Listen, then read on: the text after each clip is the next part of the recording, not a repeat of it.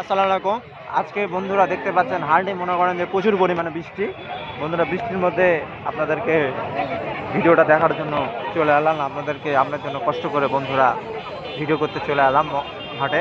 বন্ধুরা আজকে বৃষ্টি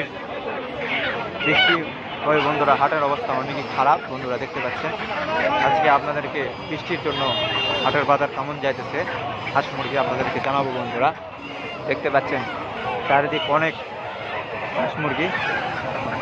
বন্ধুরা এই কত করে কেজি যাচ্ছে আজকে?